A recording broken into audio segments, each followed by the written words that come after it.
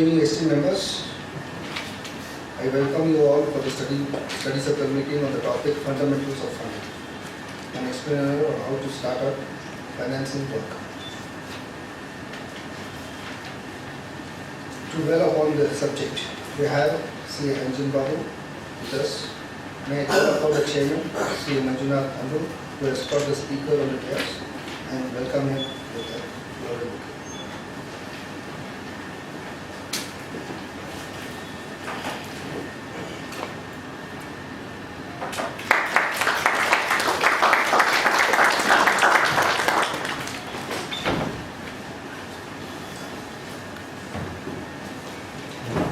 Members,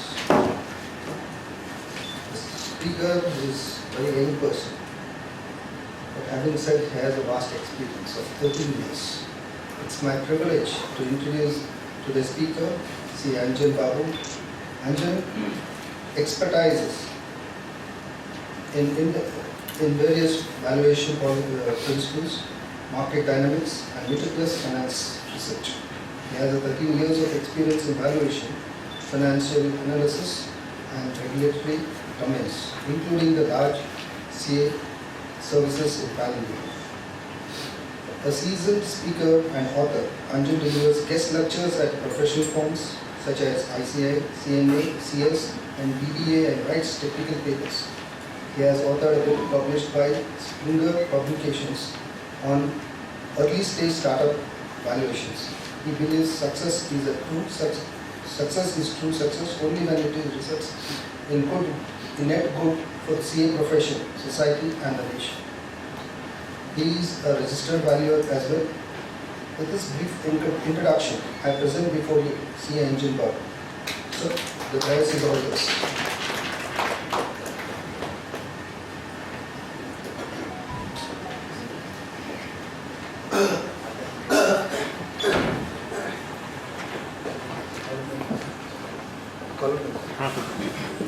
Good evening, everyone. Good evening. Yeah. So actually, yesterday and the past couple of days, I was actually in full-blown preparation for this particular session. But actually, what happened last night in the country sort of has shaken me, to be very honest.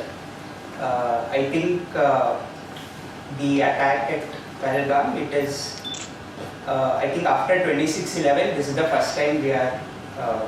A lot of other things have also happened in the between, but this is something that has really shaken the nation, is what I feel. And I think our fraternity should come together, at least morally. We should all come together, stand with the nation, and I think if the government wants to take some stringent action on it, I think we should all support it. This is my view of it. But irrespective of our views, I think we can take a 1 minute of silence for the people who lost their lives at home. Thank you so much.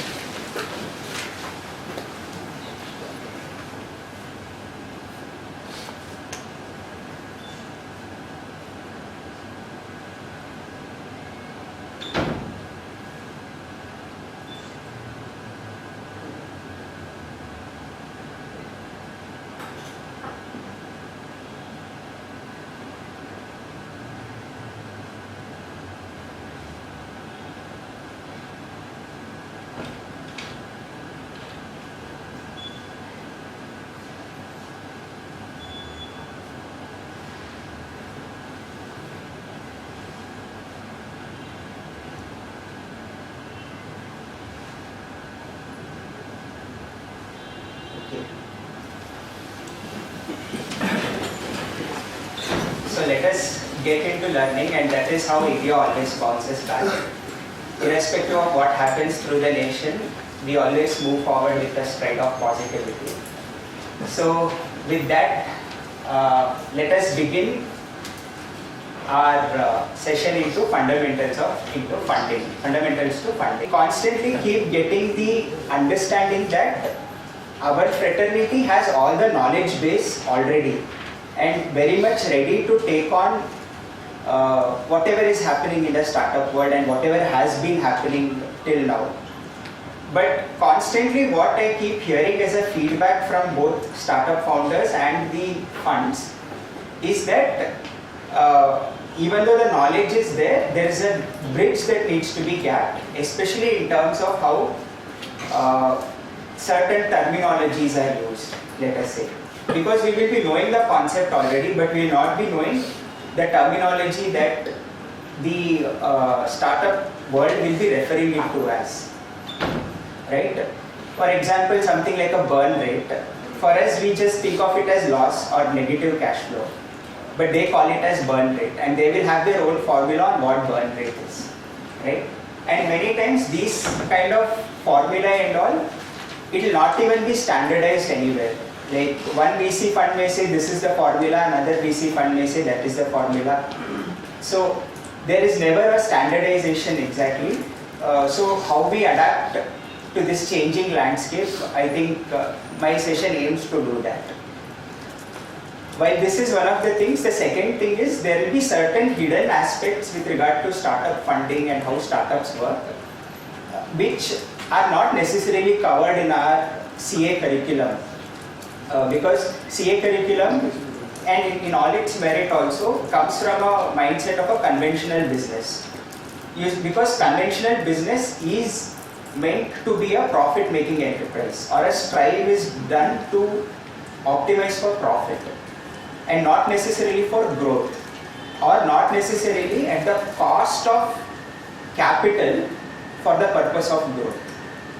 So given that our conventional textbooks come from that model and mindset, we may have to little alter our thinking on understanding how these startup finances work. Now, the best thing about people in startups or people in funds is that they don't learn these things in a theoretical way. They actually get onto the front line, experience it through making mistakes, including on related to finance. But us being chartered accountants, that to qualified chartered accountants, we really cannot learn by making mistakes. One major mistake or minor mistake, it will have an issue on our personal profile as a standing in the profession. But the thing is, no one will get to know because these concepts are very new, and until a mistake happens, those people don't realize. But if we make a mistake, they don't forgive us easily, right? But they are forgiven even though they may lose millions of dollars in the process. But we are not. So given that these things are there, I think it is better to learn these things practically. So I have designed the session in such a way that we learn it in a practical way rather than in a theoretical way. So what can you expect from this session? So we will go through the journey of a founder, right? We'll imagine a startup and we'll go through the journey of the founder, and you guys are the investors, right? You guys are the investors. You have been given handouts. Hopefully everyone has got a handout. Yes? Yes. If you have not gotten a handout, you can pick it up from Mr. Girish. So, but handout is quite important for the session. Ensure you have it with you. So we go from a friends and family round to finally an IPO or an M&A and try to go through the journey of the startup. Every funding round there will be new twists that we will encounter and we will go through it. We will have lot of discussions, lot of debates will be there. Obviously there is no right answer, so multiple points of view can be taken and we will discuss all of them. And after discussing, then we will debrief on, if not the ideal thing, if not the right thing, what would be an idealistic scenario for the startup. As consultants for startups, we can guide them as to what they should aim for or what they should negotiate for. But it may or may not land exactly that way. And finally, we'll learn the why. I feel the point where the service line called as a startup advisory or startup consulting is when your knowledge of finance, your knowledge of taxation, and your knowledge of law and how legal agreements are done, everything come together in a single. Imagine a Venn diagram with all of these three coming together. The middle part is where startup consulting is. You should be generally knowing about legal, finances and compliances and taxation. Alright, so any doubts? Shall we go ahead? So now we'll know what the startup is. So you're all the investors, right? Now we will get to know what the startup is. So the startup is called Quick Fund. So they have a very innovative business idea. You guys know about all our Zomato riders, Swiggy riders, Namayatri auto drivers, Ola Uber cab drivers. These are all gig workers, right? Now they all come from informal economy. That is, they would have all been in tier 2, tier 3, tier 4 cities, villages. They would have come to tier 1 towns. Now the thing is, if they want access to credit, like let us say they want to buy a new bike so that they can become better at their delivery service, right? All along they were using Yulu bike to go, but now they want to buy their own bike, do more deliveries. Getting credit for them is very difficult, right? They don't have CIBIL rating, they don't have security to give. They may have opened the bank account just so that they can get money from Zomato, the deposits from Zomato. So they don't have banking history also. So this Quick Fund, what it does is, it provides funding for these kind of gig workers. Now they don't have a CIBIL rating, but what they do have is a rating on Zomato or Uber. They have a history of how many rides they have done, how many orders they have delivered. So basis that evidence, they will use that as a credit profile and they will give them lending. So they may even do tie-ups with Zomato, Uber or Ola, where directly the EMI gets credited to their account while the remaining earnings go to the rider. So these are the kind of arrangements that this Quick Fund wants to do.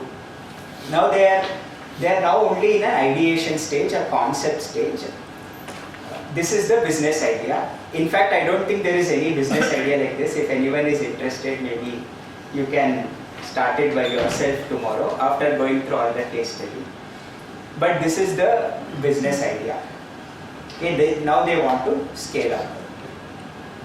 These are the three founders. Venki is the CEO.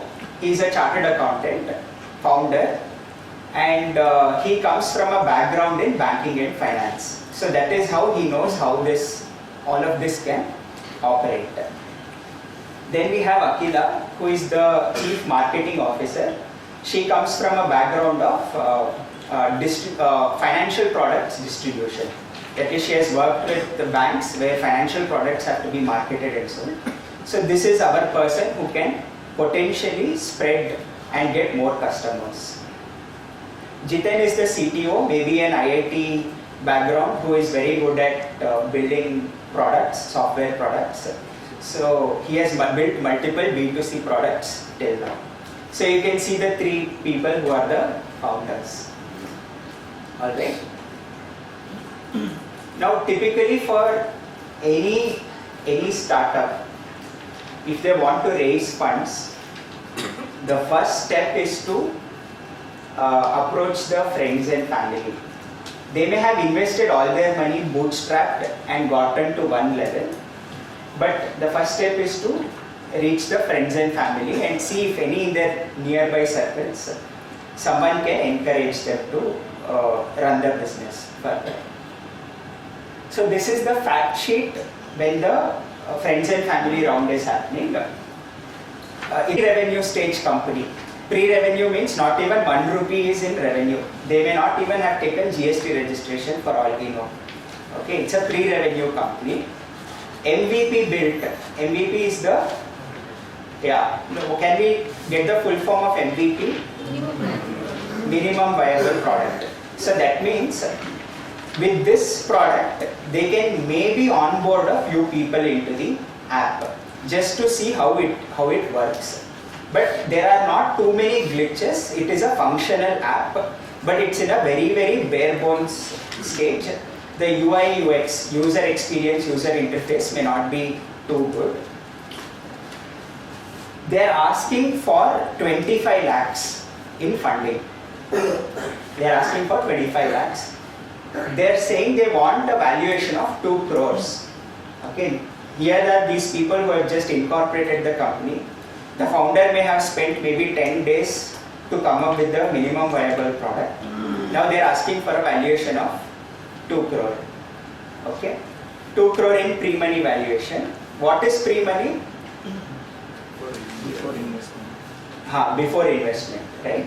So how does that matter? Like, so if my pre-money valuation is 2 crore, what is a post-money valuation? Yeah, 2.25 crore. And the explainer is given in the sidebar glossary that's been given as a handout to you. So ultimately you should just know this concept, the value per share, right? Like let us say the value per share is 20,000, fair value per share.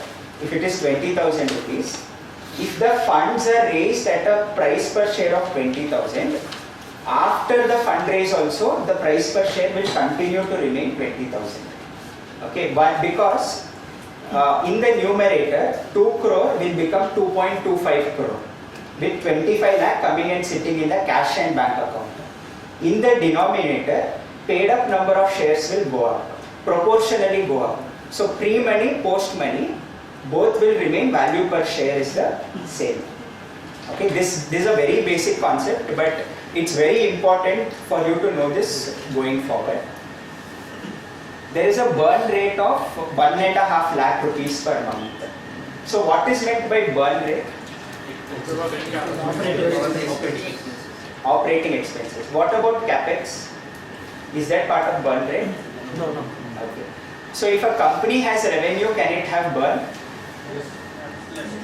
Yes. So then how is burn exactly? Is total of operating expenses burn? What is burn? So now let us say there is a company which has 50 lakh turnover. Their operating expense is 80 lakh. Depreciation is 10 lakh. Over and above 80 lakh. What is the burn rate? Cash outflow. Okay, only with this much information, how much? Okay, cash outflow also you can compute. 10 lakh depreciation and capex is another 25 lakhs. So what is the burn rate? Is cash outflow burn rate? Cash also divided by Sorry? cash in hand divided by outflow per month. Cash in hand divided by outflow per month is burn rate. 1 second Operating expenses, so in our example, is 80 lakhs the burn rate? Yes, anyone has a handle on this? Okay, let us break it down. Okay? 70 lakhs. How you got 70 lakhs? Yes? But depreciation is over and above. Over and above. Okay, let me recap all the numbers so that we have a handle on burn rate. Revenue is 50 lakh. Operating expense is 80 lakh. 10 lakh is depreciation. 25 lakh capex is expected. Capex is not included. Capex is expected. Expected. Okay. Not included for burn rate. Understood. So depreciation is not included. Excellent. Only operating expenditure, which is required for running over the business. It is 80 lakhs. 80 lakhs divided by 12. Okay, actually it is, burn rate is the net amount that you are burning. Because Okay, revenue is also coming, right? So revenue, 50 lakh revenue will come. That money only you will use to operate the company, right? So 50 lakh you spend, and in the 80 lakh, 50 lakh will get recovered from revenue. Remaining is 30 lakh. 30 lakh is unfunded money. Unless someone comes and gives money, company will close down. correct? So 30 lakh is the burn rate. Depreciation, non-cash item, so does not come for burn rate. Capex is a one-time item, but just in case when if your clients are ever going for fundraise, if they ask for burn rate, ensure that you tell burn rate excluding capex is this much, and then you tell capex is this much, so that they don't fund you only for the burn rate. If you have plans to do capex, the capex will go unfunded. Right? So that clarity you can bring out. Now, there are so many difficult points that happen in this. In a SaaS-based company, software as a service company, software development will keep happening, correct? The product will keep getting developed. Now this product cost, will you put it in P&L and call it for burn rate, or will you put it in capex and don't include it in burn rate? In WIP. There are fixed assets. Huh? Fixed assets. Okay, so I am one of the people who say that software development expense should not be in capex. It should go in P&L in SaaS-based companies. But if you are expecting that there is no return is coming, because normal basis you don't have any orders or anything. Okay. In that scenario, the entire amount can be returned. No, it's an operating company. It's operating company. Operating company. Then it's a product development. Put it into intangible assets. This is what our intangible assets, right? So this is what our conventional knowledge says. And I have seen many P&Ls like this. Product development never stops in startups. It will continuously be in CWIP, capital work in progress. Right? P&L will be showing very good profitability or very less loss. It will appear as if the company is in a great condition. But the reality of software development in startups is, when you build an Excel, people start out as a software product with just an Excel sheet also. You can even have paid users for Excel sheet. Can you capitalize at that point in time? What happens in the very next month? They upgrade from Excel sheet to a basic code. Do you call it a fully completed product? Will you put it in capex that time? Then afterwards they go to version 2, version 3, version 4, and version 10 is when a very good amount of people can start using it. There is nothing called as a base source code, because today it's all agile development. The earlier versions may be completely scrapped and new source code only may be put. So at what point in time do you call this product fully developed for it to be capitalized and depreciated?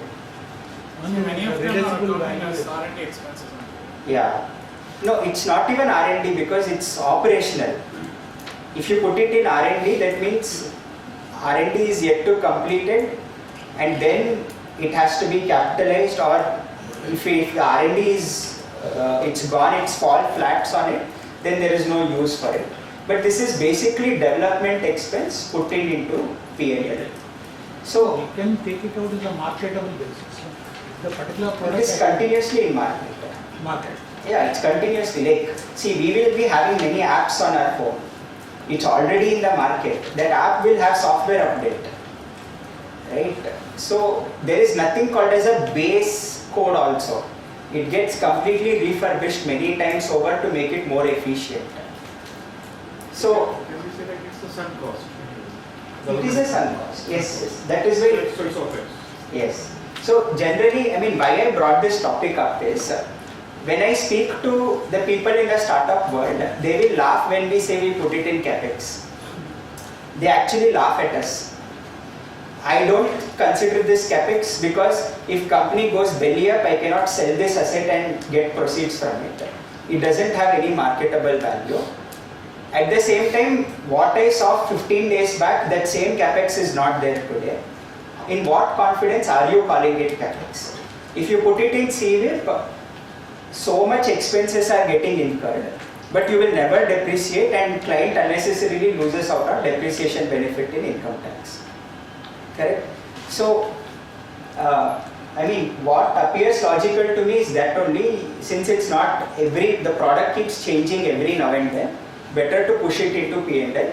But if you are coming from an audit perspective, better to look at the product roadmap properly and understand at what point in time where they want to reach as a product. There is something called as a product roadmap. And secondly, how many versions have happened, you can have a tab on it. Otherwise, I think most of the cases it should go into P&L. But anyway, we digressed from the topic quite a bit. Burn rate we understood. Runway is what? Sir, you were telling the formula. Cash in hand divided by Burn rate. Cash divided by burn gives runway. Basically, how many months before you can apply for IBC? Right? So IBC or investor should come and save the company. That is runway. 300 users but zero revenue. What is CAC? Customer acquisition cost. How do you calculate CAC? Marketing cost? divided by number of Yeah, marketing cost divided by number Incentives of. given to the other users to accumulate. Like 200 rupees Ola. Vouchers, discount codes, yes. Yeah, all of that Comes under market. comes under this CAC. Customer acquisition cost is this. Now CAC can have multiple complexities attached to it. For example, at what point in time do you take customers and what point in time do you take customer acquisition cost? Because if you run a Facebook campaign or Instagram meta campaign basically, if you run it today, you may have customer conversions few months later. But your expense will come and get accrued in the P&L today. And you will have very less customer base today. So will you consider this? You hired Ranveer Singh as the actor for your ad. Ranveer Singh's impact will have at least 6 months on you. You are yet to get 6 months worth of customers. Will you take Ranveer Singh's cost today only or should you amortize it over 6 months? So these are very practical and real challenges. So every startup we need to look case to case basis and understand what is the reality of it and only then compute CAC. But it's very difficult. This is how it is. The thing is, we are very used to accuracy. As chartered accountants, we are very much used to everything should match up, everything should be properly accrued and this should properly It's come. another option to go to P&L. Yeah. You cannot substantiate for that purpose. No, this is not financial reporting. This is for the purpose of metrics tracking, funding and metrics tracking. In a premium model, do you consider only the free users or do you consider only the paid users or are you going to consider both free and paid? Yeah, so depends on how you define a customer. Usually customer is a paid user. So there are other metrics also. Like for example, user acquisition cost is another metric. So you can use user acquisition cost there if there are freemium type of customers. IFRS 15. IFRS, correct. So you're suggesting that all the outliers should be identified and then excluded, All the outliers should be. identified and excluded to calculate the CAC, or like you talked about hiring a celebrity for. So when outliers are there, it needs to be considered in a logical way, not excluded. Like for example, it has been 1 month since Ranveer Singh's ad, and the marketing team tells that this has an impact for the next 4 months. You have to amortize the cost over 4 months. There also first one will be IXI, second. Yeah, correct. All of those nitty-gritties are there. But like the marketing team is now going to say this has an impact for 4 months or 6 months. Then only you have to do is threaten them. If you don't tell me, I will not release budget. You want budget for the next ad, you need to tell me when you need it. So if you need it in 3 months, I am assuming this impact is for 3 months. If you need it tomorrow only, that means that impact is gone by tomorrow. That's all. So that is how. Like you mentioned, the spend would be made today, but the customers would be acquired in future days. Can we calculate based on the expected number of customers on what is spent? If you are going to present a metric based on expected number, you should have had a history of already being done. If this is the first time you are doing, you should never do that. In fact, you should tell them that my CAC without this ad expenditure is this much, but I have done this investment, I am yet to understand what will happen from it. So if you were to consider this ad expense also, my CAC is very high. Better to be transparent.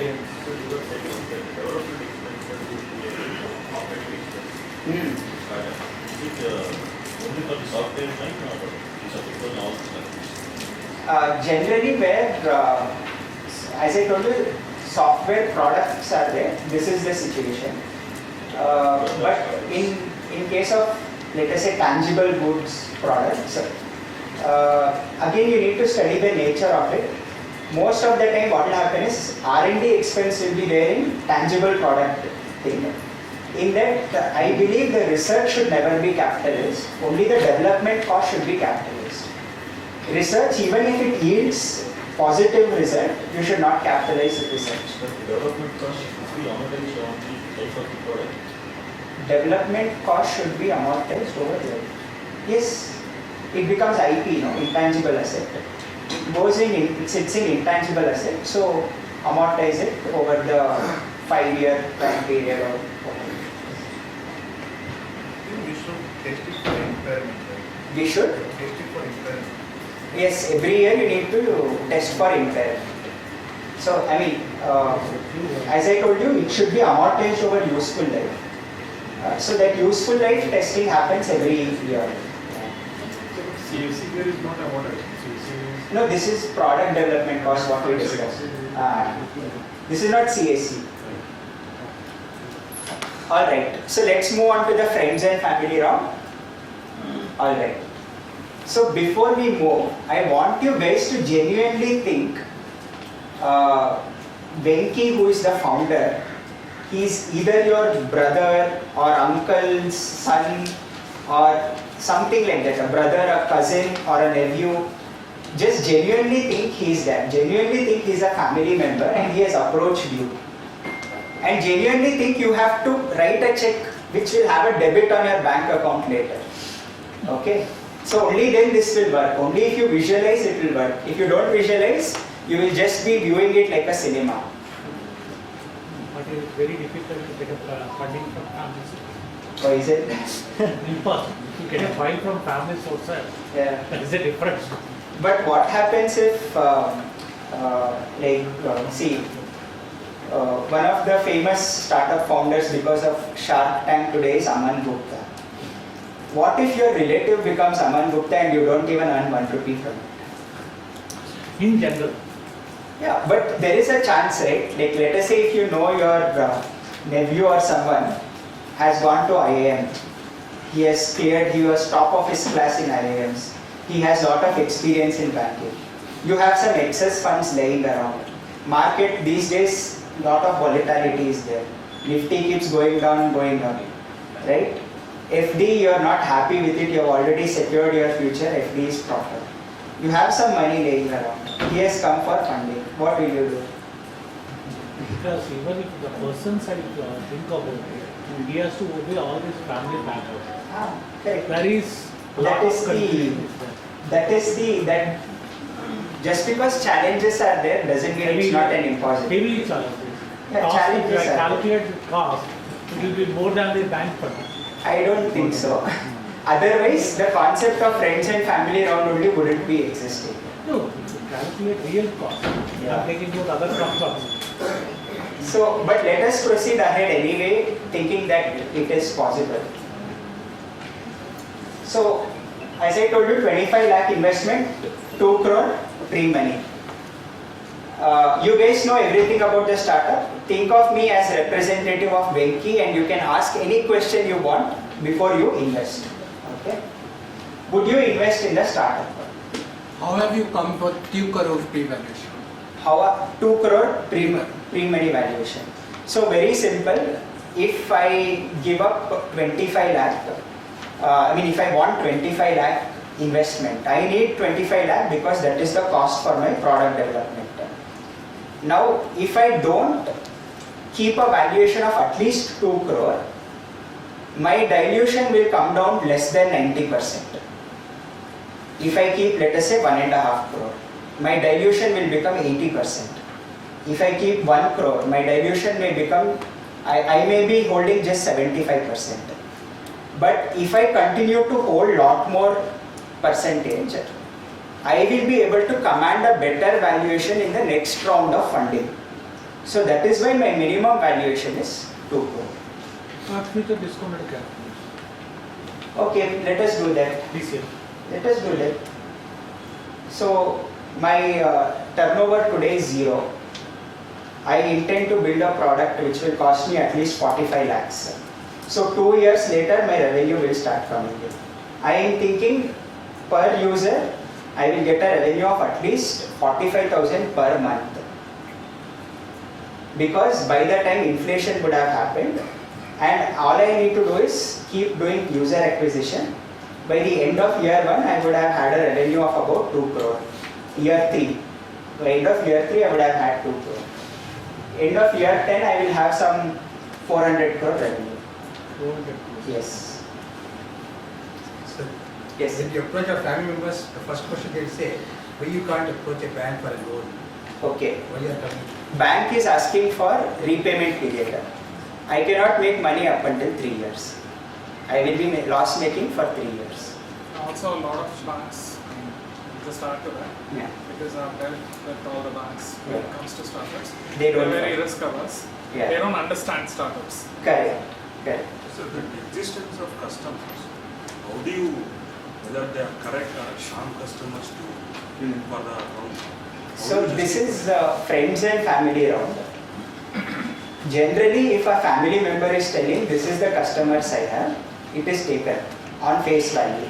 But if you want to invest 30-40 lakhs in doing due diligence for a fundraise of 25 lakhs, more than welcome. What would you do with the 25 lakhs?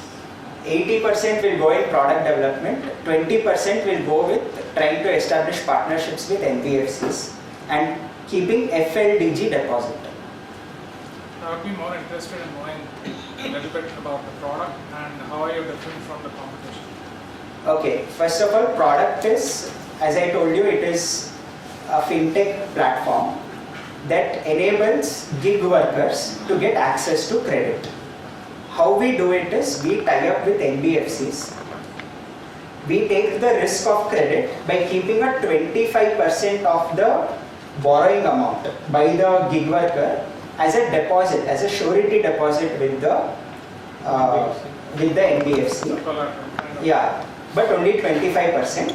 But we believe this 25% will come down to just 10% after our gig workers start repaying the loan on time, and the bank will think that things are going well, so the deposit will come down. This is an industry practice. We will be getting these gig workers through a direct tie-up with all the aggregator platforms. Aggregators also, we will give a small percentage of commission for them. So for them, the expense will come down, and they will directly deposit a part of the earnings of the gig worker into our account, so that the EMI payment happens on time. Like a personal loan plan. Yeah, it's a personal loan. It's an unsecured loan to the gig workers. How we reduce risk is, we only provide credit facility to the top performing gig workers in that app. Only after top performing people have been exhausted, then the next level comes, for which we have a separate risk metric where the interest rates will be much higher. Have you estimated how much will be the top percentage of? At least 20% of all the gig workers in all apps are potentially our top 20% of our app will be the potentially our customers. How do you earn revenue? We earn revenue as a cut in the interest rate from the bank. Fine.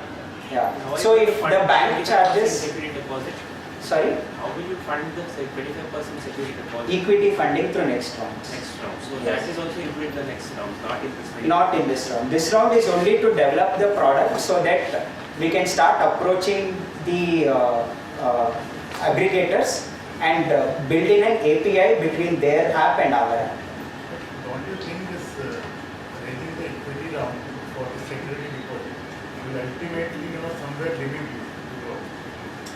Because you would have been targeting to It is too far ahead to think. I am just in year 0.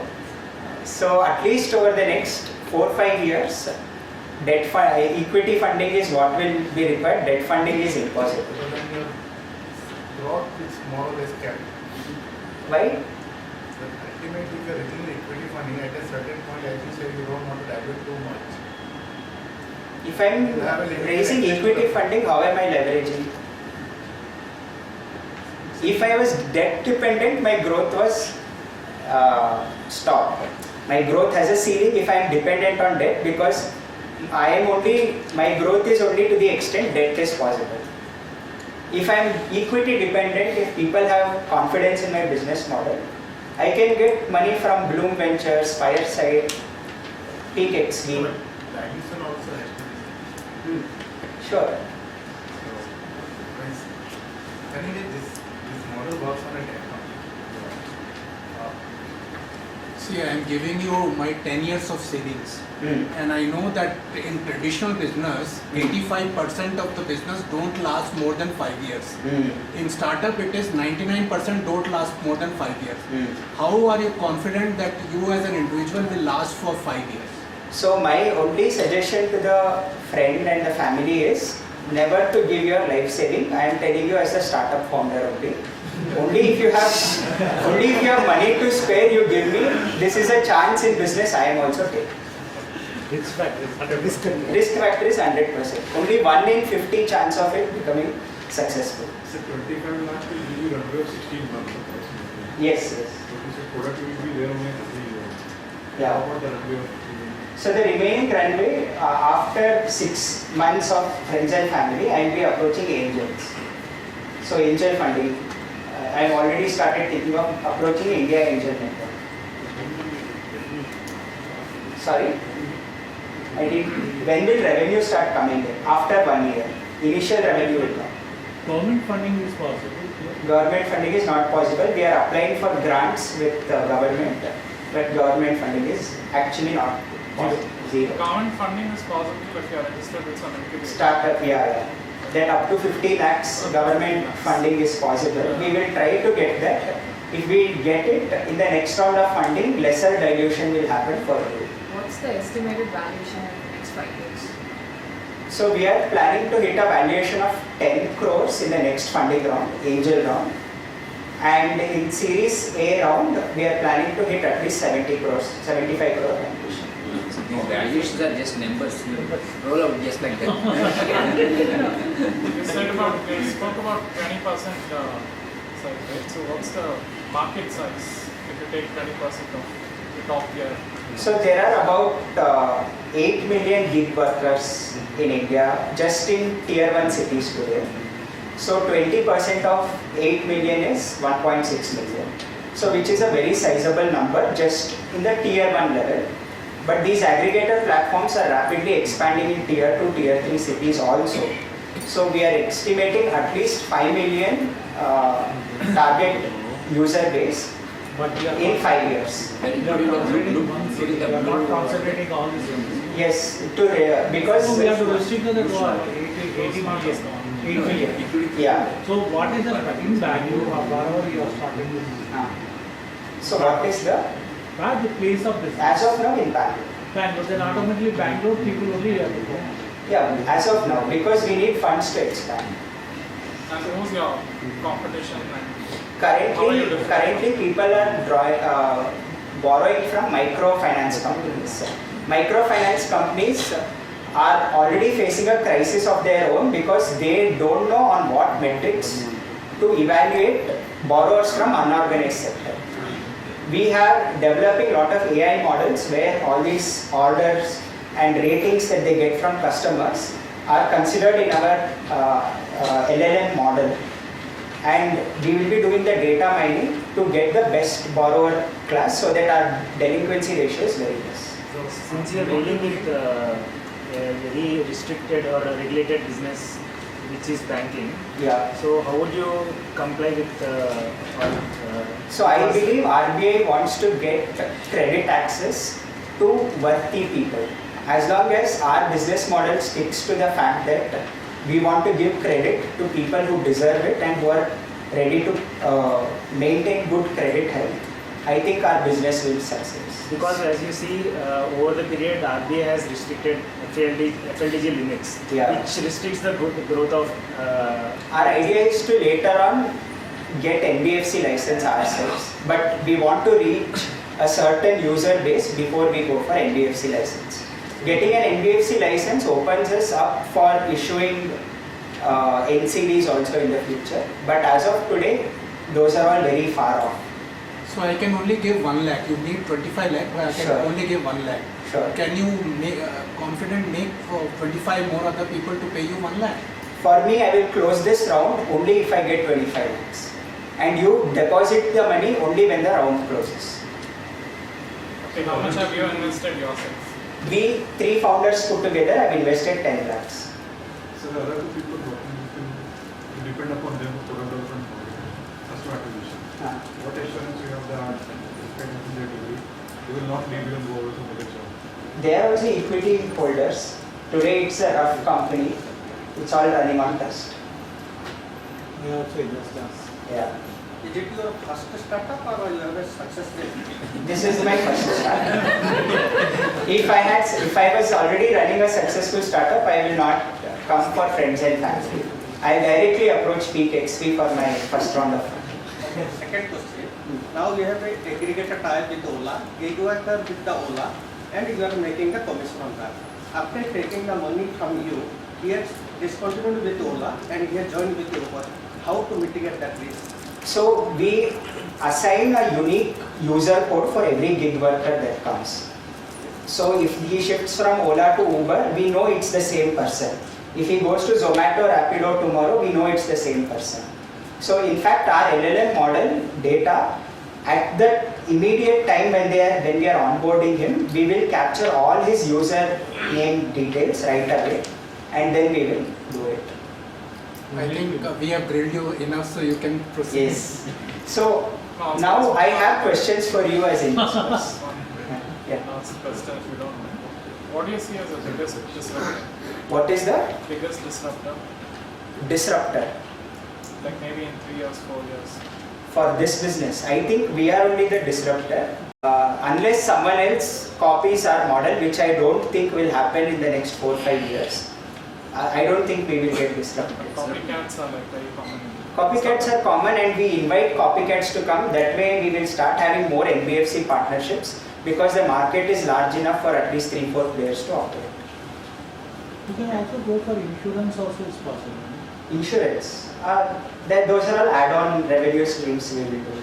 But as of now, our focus is to build the complete product. Yeah. So now I have question for you. Now it's time, enough questions for me. Last question. Okay. This type of new tech, what you are bringing, globally, what is the success rate? There is no other global competitor. This is an India-specific problem. Gig economy is the largest in India. India-specific problem. I am providing India-specific solution. You have to tell that was the last question. That was the last question. So now, you have the sheets in front of you, right? You have the opportunity to make good money. So, I will come to a sheet later on where you can actually put your money there. Imagine right now you can write at the top of the sheet, have I given the starting capital for you there in the sheet? No. So imagine you have a starting capital of just 1 crore, 1 crore in savings. Now your investors as friends and family. Next stage you will be different investor. You will be a Series A investor. Next you will be an angel investor. See, all along you had emotional tie with me. But despite having emotional tie, you asked me very hard questions already. So I don't see much questions coming in angel round. But then there is Series A round, Series B round. Before you commit any capital, I have a few questions to you. First of all, how many of you are committing some capital? Okay, great. So one thing I'll tell you, if you invest early in a startup, your chances of making returns is much higher. Now your objective of the game is, you start with 1 crore capital. At the end of the game, how much you made 1 crore of? Did you make it 5 crore? Did you make it 10 crore? That is the objective of the game. Now, in startups, if you invest early on, risk is higher. That means you can burn capital very fast. But at the same time, if the startup happens to succeed, you will make tremendous amount of money. Much more than what later stage investors will do. So, given this disclaimer, I have one question for you. You guys can answer. Would you want a fixed rate of return and some downside protection as against completely losing the money or completely making tremendous amount of money? I would take the risk. High risk. High risk. How many of you want a fixed return or some downside protection? No, it's you have to do transaction structuring. If I have to, for 25 lakh round, if I have to hire a lawyer, company secretary, chartered accountant, all the fundraise money will go there. Right? If you do 50-50, I need a very detailed legal documentation, which is very difficult. So if you want fixed return, then startup investing is not for you. Or downside protection, if you want, startup investing is not for you. So how would you value this? Would you benchmark against similar stage MVP companies or go with a belief-based bet? Belief-based bet. So there are 2-3 things that you can potentially do. So one thing is, you can look at the various metrics that are out there today that you know. One is founders are good or potentially good. You give them a rating between 1 and 5. If 5 comes, you allocate about 50 lakhs as value. If 1 comes, just allocate 10 lakhs as the value. Okay, for every 1 point, 10 lakhs is the value. So come up with 4-5 metrics like this. Business idea, product prototype, right? Availability of market. So like this you keep on giving the score. For every 1 point, 10 lakhs is the value. And then you see how much it is coming to. This is one way of evaluating it. Right? Another way is, you can just look at, in general in fintech industry, in the very first friends and family round, at what valuation they raised. If you want to do this research before you put in the money, you can potentially do this. But depends upon your idea. You cannot compare with other ideas. So you cannot take the comparative models. There is no other way. If there is any other way, we can do it. But in this case, because each idea is different. Each idea is definitely different. Yeah, no two ideas are the same. But you need some benchmark. You need some emotional some technique which will give you some thought process. So if you were an early investor yourself, if you were going to invest, how would you park your money in such a way that you're also protected, but you're not burdening the founder to grow? See, ultimately, just because you want to protect yourself, if you put the founders in chain, they cannot go out and earn money for you, right? So that is the reason why I told, if I dilute more than 10%, I will not have the freedom to freely negotiate with the next investor. I will lose control over the company. That is why I want to keep minimum 90% with you, right? So the thought process is, this is exactly that. Like, see, I got so many questions for just friends and family round investing. This is exactly what is wrong. Your understanding? The way startups are encouraged, especially in early stage, is if you have a good idea, good product you're building, and you're a genuine person, the ecosystems outside of India will not ask so many questions. To be very honest, the ecosystems outside India will not doubt. It's like, I have extra money that I don't anyway need it. I will give, I will invest. Usually friends and family and angel investment rounds happen like this. Not too many questions will come. Right? So, do you guys know the legendary investor Vinod Khosla? Yeah. Right? He was the founder of Sun Micro Systems, one of the first startups even before the internet age. In fact, they are responsible for the internet that we are today, the Sun Micro Systems. Right? He became, after he exited from Sun Micro, he invested rashly with all startups, and he became, more than as the founder of Sun Micro System, he became well known as a angel investor who made a lot of money through angel investing. Same thing with Peter Thiel. You guys have heard of Peter Thiel? Yes. Yeah. So Peter Thiel, after he exited from PayPal, he knew that the way to encourage startups is to invest in founders. If founders are good, you just invest blindly in them. Don't ask too many questions. Good things will come out of it. So this is how the startup ecosystem is there outside of India.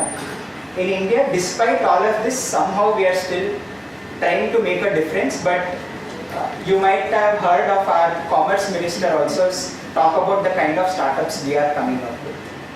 Right? So it is a clear-cut evidence. Like this classroom itself was an evidence as to why it is like that. Right? So outside India, you never have experience like Ansar, too smart, what happened? yeah. Those incidents are less. Oh, not at all. They are much bigger. Much higher, much bigger. Have you heard of this company called Juicero? It could be, but not like the way. Much bigger. This is peanuts in front of the kind of frauds that has happened in startup in US and all. India, we have Even WeWork and all that. Yeah, WeWork. Adam Newman. Yeah.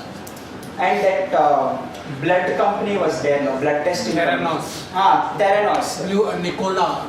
Nicola. They're all, I mean, Blue Smart, what has happened is peanuts in front of them. Smart was cheating. Correct. But there, I don't think so. They would No, not Theranos is cheating. They didn't have a product. Juicero did not have a product. They were going around to all investors saying this product is working, we have this many customers, you give us funds. At least Blue Smart had a business idea, but later on, because of promoters not having integrity, things went wrong. Here, integrity is such an issue there in the US that business idea only is not there. Business product only is not there. Still fundraise is happening. That too at millions. I think the issue seems to be that we all paint everybody with the same brush if one incident happens. Yeah, correct. I think Yeah. in the Western world, people are more mindful of that. Very true, very true. Yeah, I mean, we should not be myopic that way. Like Exactly. one incident happened, we should not tell everyone does the same thing. So Venki's mother wants to cut a check for 5 lakh. Should her rights be any different from other relatives? Depends. Class A, class B. So depends on. So now let us say all the other friends and family are getting one right called as liquidation preference. What is liquidation preference? Tomorrow, let us say my company got acquired. The proceeds that come to my company will first go to my relatives and then it will come to the promoters. Let us say this liquidation preference as a right is there. Now if Venki's mother wants to invest 5 lakh, she wants to invest. Should her rights be same as other friends and family, or should she be given different rights or lower rights? Right of first preference. No, that anyway everyone has. This 25 lakhs Liquidation preference. Main in contention is liquidation preference. It's one round of funding, you said. One? Round of funding. Yeah. It should be same for everyone. Okay. Any other points of view? Lower preference. Lower preference. Why, sir? Because she was anyway the mother. Ultimately, what she returned? she gets back to it, goes to her Son only, correct. Actually, that is true. In Indian context, parents are considered same as promoters, but not in the Western world. This is Indian, ecosystem. Like if some external person is there, they see that your mother is on the cap table, they think it is your shares only. Well, getting a child itself is a contract for them. Yeah. So, but anyway, ultimately, it depends on situation to situation. My opinion is she should be treated on par with the promoter, but other relatives are given preference. But again, it's all very complex. Ultimately, for us as advisors, we should not be rigid in telling no, your mother should get the same as you. It is all inter-family dynamics, how they are at play. They should negotiate and do it. But if they come for our advice, we can say that from optics perspective, it is better if your mother has the same type of share as you have, that is the promoter rights. And if you meddle too much with the family affairs, you may be replaced as advisor. True. So, yeah. Okay, now I have another question. Now, in this round, 12.5% dilution will happen. Venki will have 87.5%. So, next round, another 10% dilution will happen. How much will Venki actually have after that? Is it 77.5%? 79? Okay. How does this dilution math work? 87.5% multiplied by 0.9. Correct, sir. 87.5% multiplied by 0.9 is what Venki will ultimately have at the next round. Liquidation preference is one right. Would you like to ask for any other rights as friends and family, keeping in mind? Voting rights. What rights? Voting rights. Okay, that anyway is there. But if you want liquidation preference, you will not get voting rights. Because if you get liquidation preference, you will be a CCPS holder, not a common equity share. rights to have a representative of the board. Board representative. You want like a board, you want to nominate a director or you want? Okay. Outright no. I don't want to interfere. I'll be mindful of that.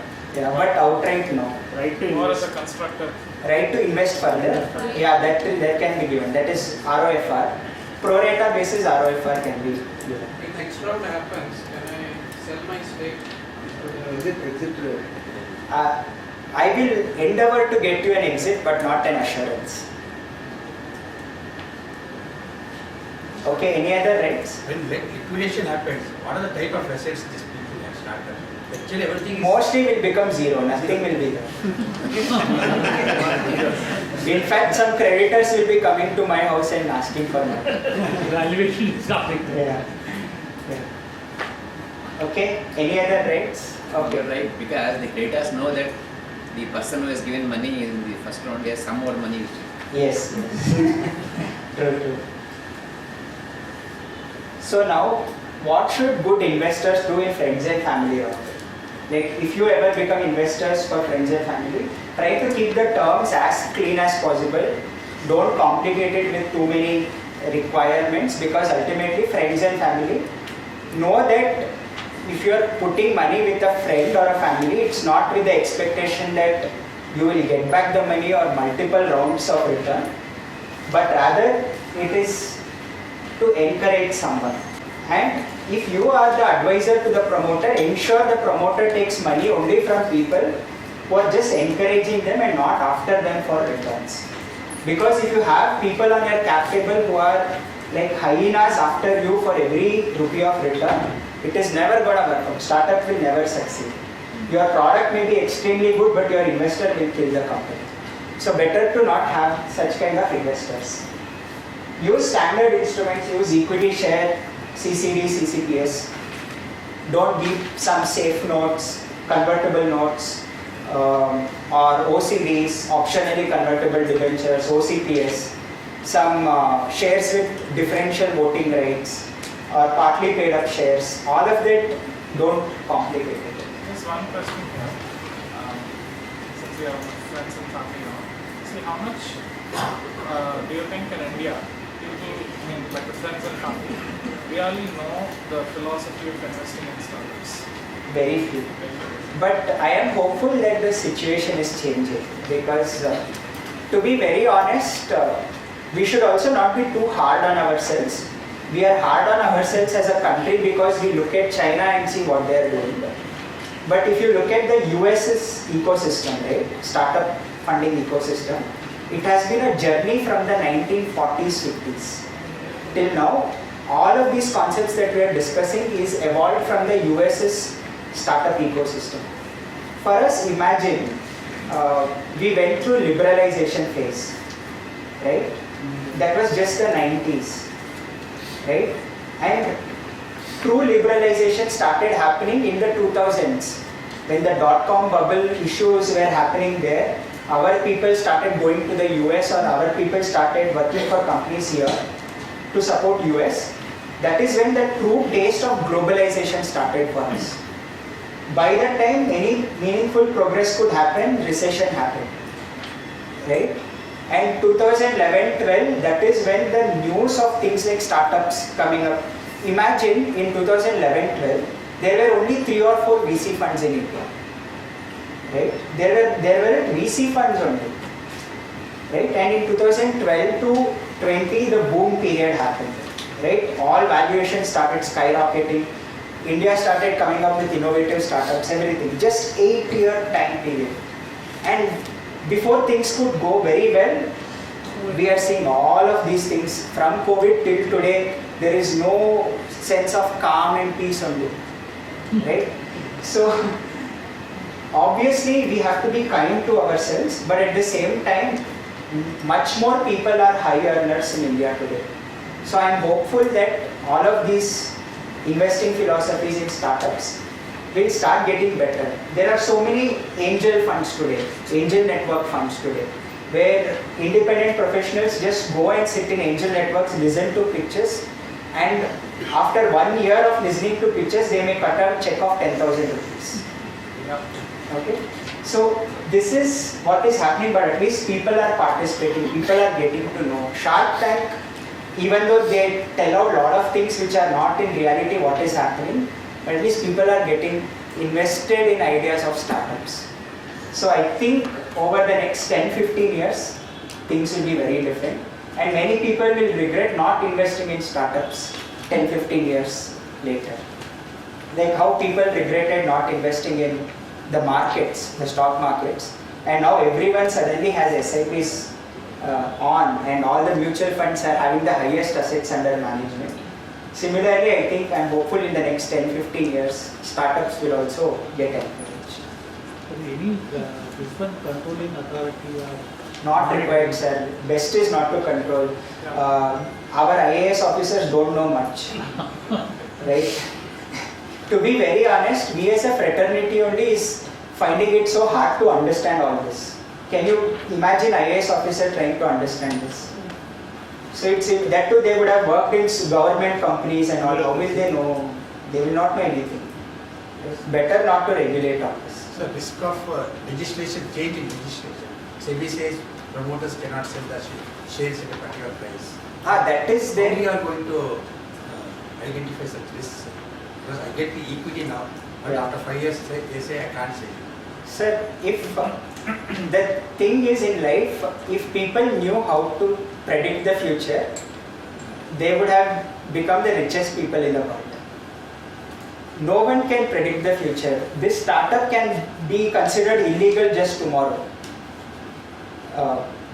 Many listed companies may suddenly be selling illegal products. ITC is one of the largest tobacco companies in the world. Tomorrow if government comes and tells cigarettes are illegal, what will you do? Yeah. So it is too difficult to predict the future, and especially in today's world, things will never be the same. Like what you think is the reality, tomorrow it will not be the same. The best is to enjoy whatever is happening. Like it happened to the gaming startups. Yeah, correct. Yeah, gaming startups. That MPL and all of that. So much regulation. Crypto startups, what happened? Yeah. Okay. Okay, now you need to update your worksheets. Minimum investment that you can do, minimum check size is 2 lakh. Less than 2 lakh, don't write a check for me. You can be a single investor, you can write up to 25 lakh. But your starting corpus is how much? 1 crore. 1 crore. That means you will only be left with 75 lakhs in the next round of funding, in case if you want to invest in next round of funding. Pre-money valuation 2.5, post-money valuation of 2.75. I am only telling you 1 in 50 chance of success, 3 in 50 chance that in 3 years you will just get back your capital.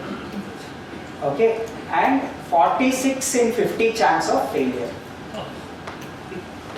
As a promoter, I am only telling you. Just for your some positive news, Economic Times article has come out today saying gig workers continue to struggle and how opening up credit facilities can make a huge difference for them.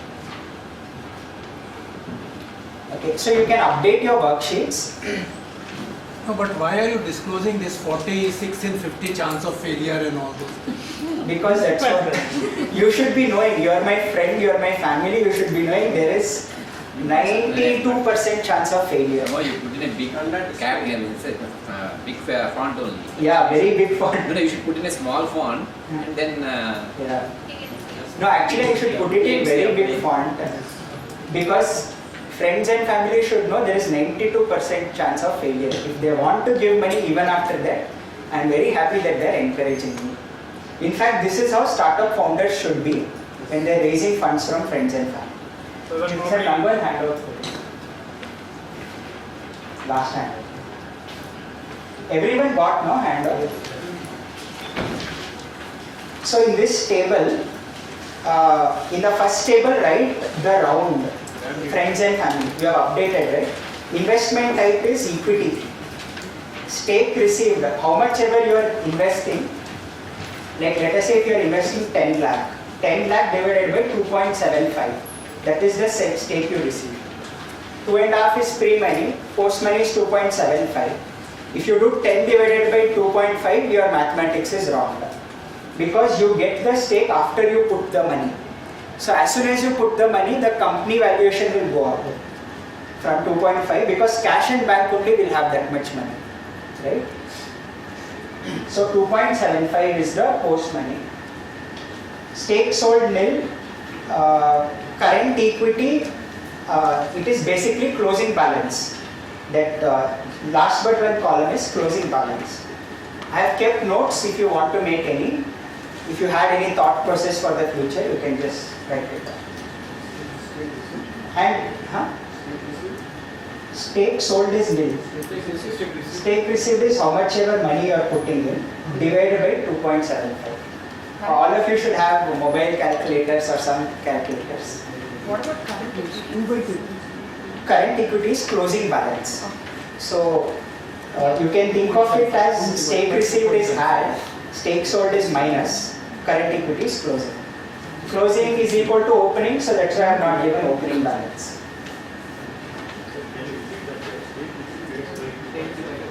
So whatever money you are investing, you divide that by 2.75 crores.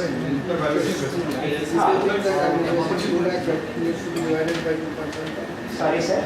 You think that I am investing 2 lakhs. That 2 lakhs should be divided by 2.75. Yes. Or 2 divided by 275. Because above lakhs, below crores. Yes, correct. It does not matter how much you are investing, ultimately I am going to raise 25 lakhs. So that's why my post money is 275 lakhs. Anyone have doubts? Can we move on? Yes. Okay, now forget that you are my relatives.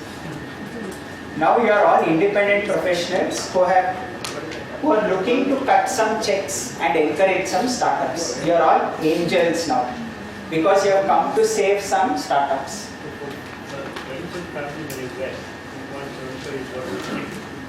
Sorry? 2.75 is what you are thinking.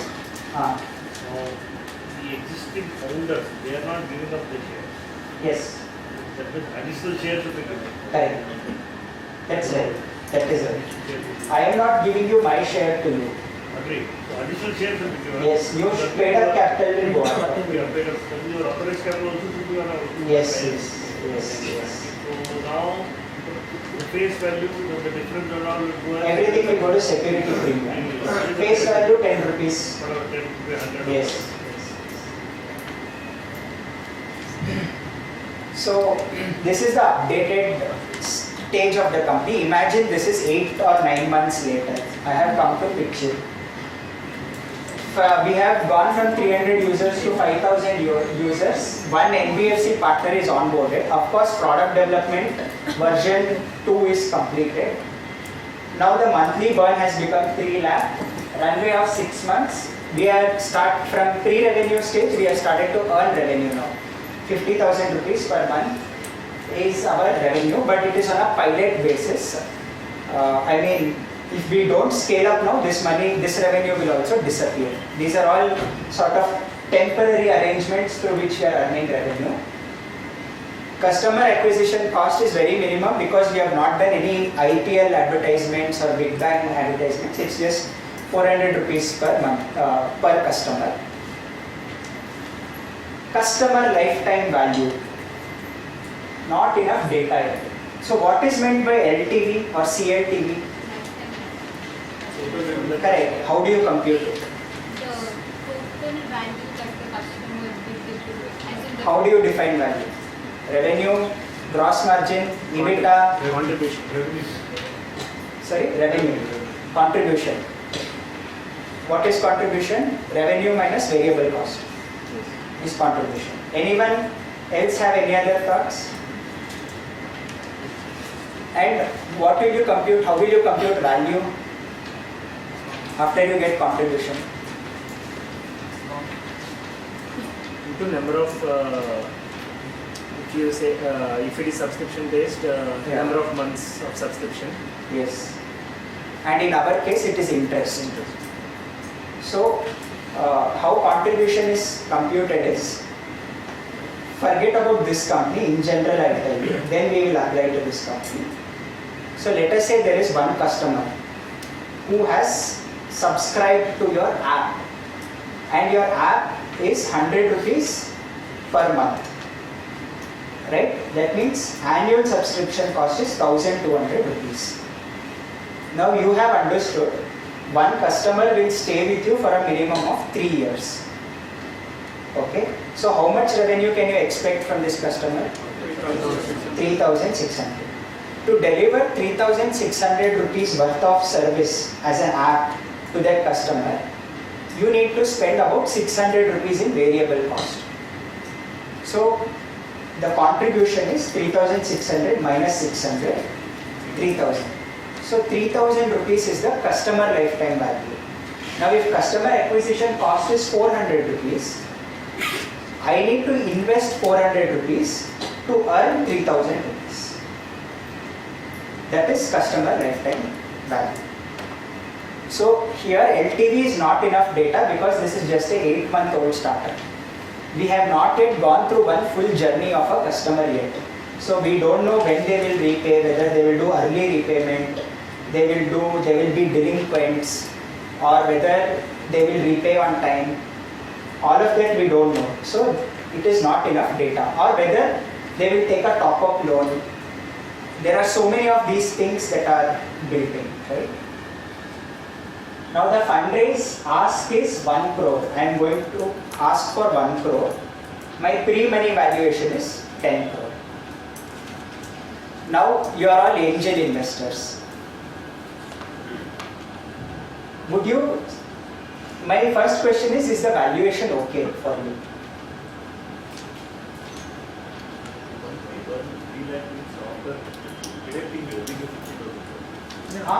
It's net monthly burn. That means total cost is 3.5. 3 lakh is my monthly burn. It is mainly because I have recruited lot of employees to do the product development. Their salaries are only that much. So you are asking valuation from Angel's point of view or F&F? No, you are angels now. You have already, if you have invested as an F&F, already your portfolio will have that. Forget about that, now you are angels. Think like an angel now. is the valuation reasonable? How have you arrived at that? In the future, I am expecting to do a fundraise of about 75 crores. I mean valuation of about 75 crore. In that valuation, I will be doing fundraise. Angel's expected rate of return is about CAGR of 25% in 3 years. If I do a 75 crore funding, valuation funding next round, you will definitely earn that more than that CAGR. You will get more than 25% CAGR. So it's a very good deal for you. And I have very strong belief because I am the only pioneer player, and with the traction that we have got, with that many number of users, NBFC onboarding and all of that, this whatever we thought, it's going to happen. I mean, whatever we are thinking as growth trajectory, it is definitely good. No, is it some DSF? Because from 2 crore to 10 crore, 5 times it is already there. Correct. FNF people are already sitting on high valuation. But you guys have to agree on the valuation. Was the valuation set by NBFC was partner? No, just before NBFC partnership, I have not done the valuation anyway. As this is after NBFC partnership. If I were a publicly listed stock, you will have valuation before news, after news. But I am a private company. So the revenue is 6 times per annum. That's all. And the valuation is 10 crore. Yes. It is 150 times 6. Yes. But I became from 0 to 6 lakh. That is another thing. When I was 0 only, I had 2.5 crore valuation. So you should give the data after NBFC tie-up, what is the revenue? I earned that money only because of NBFC tie-up. If I did not have NBFC, my revenue would be 0. So in the meantime, I have done product development, onboarded lot more users, tied up with NBFC and started generating revenue. This I have achieved in just 6-7 months. How many NBFCs are you going to tie up with? Our idea is to tie up with 3 NBFCs and after that get a NBFC license ourselves. What will you do this investment? Expansion. More users.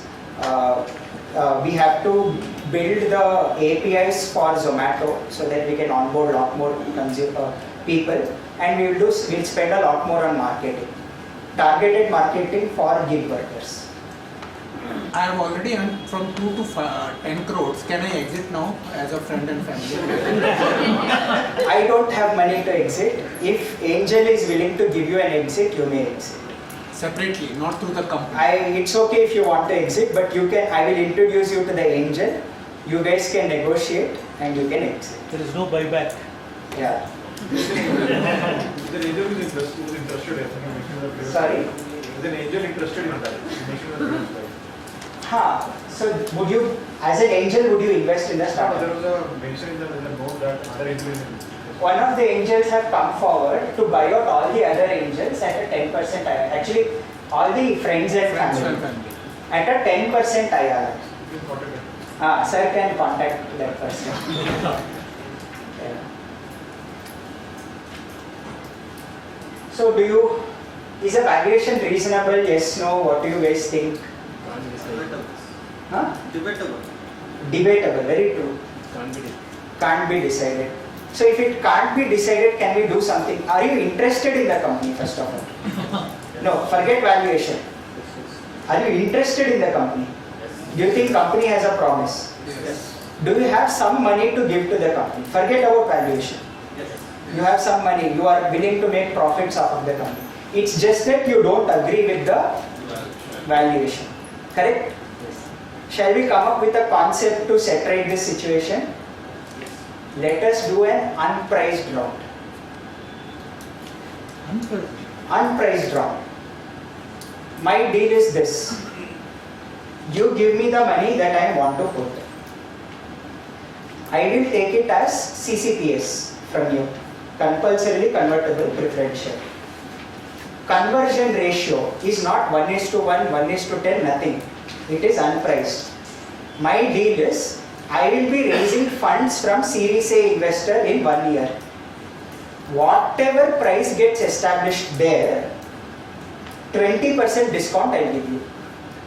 So that means immediately 20% IRR you have. 1 year later. Company law will accept for it. Sorry? Company law provision will accept for it. Yes, it does. Which Companies Act tells you not to do this? Which section tells you not to do this? I can do it. In fact, FEMA allows for convertible note also.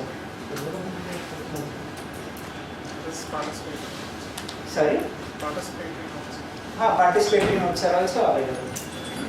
Why we can't structure it like this? Will you guys accept 20% upside? Only 20% upside.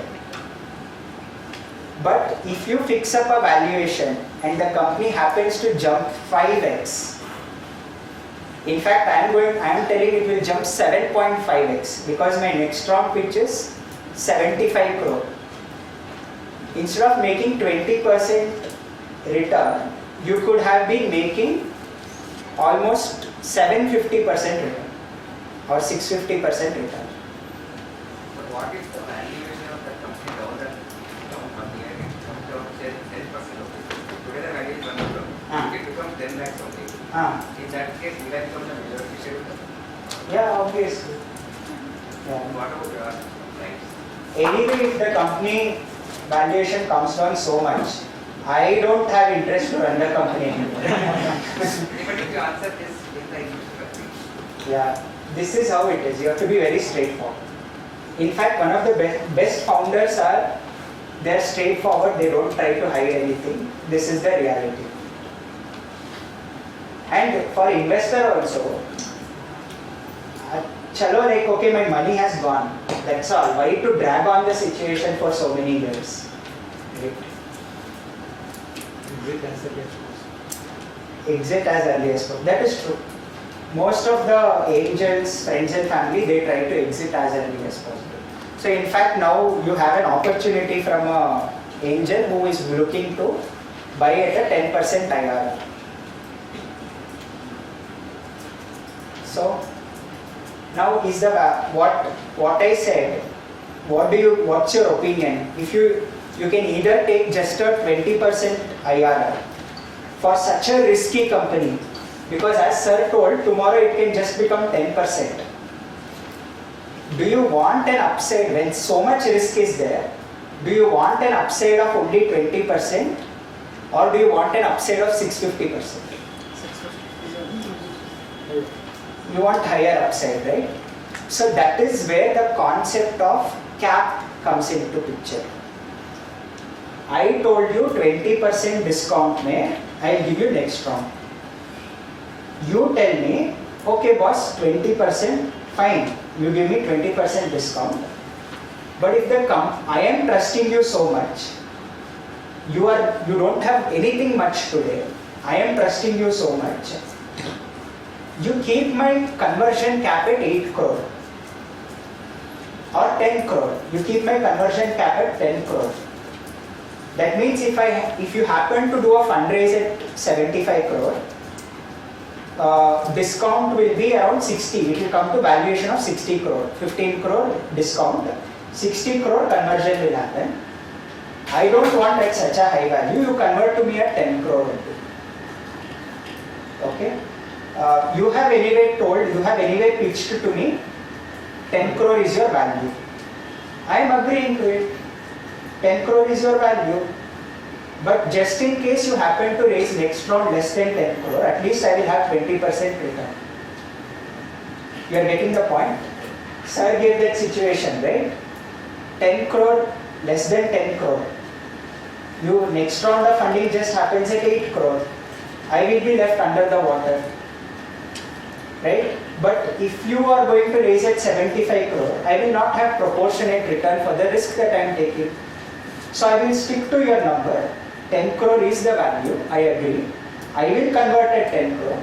If you happen to raise at less than 10 crore, I need 20% discount. If you happen to raise at 12 crore, still 10 crore, 20%, but if beyond that, I cannot go beyond 10 crore valuation. You got the point? So this is one of the, this is why unpriced rounds happen. Right? This is a challenge not in Companies Act, but in FEMA. In FEMA, AD bankers insist on a fixed conversion ratios. They want 1:1, they want some conversion ratio to be established by a valuer. But there is a workaround for it also. So one of the solutions that has worked for us with AD bankers is, let us say genuinely you are valued at 5 crore. Now you are pitching for 10 crore, genuinely valued at 5 crore. You think of a number, the valuation at which the promoters will not at all be interested to run the company. I told you, sir, no, promoters will not be interested at this point to run the company, they will abandon it. Think of that number. Value the company at that number and tell to the AD banker, this is my valuation.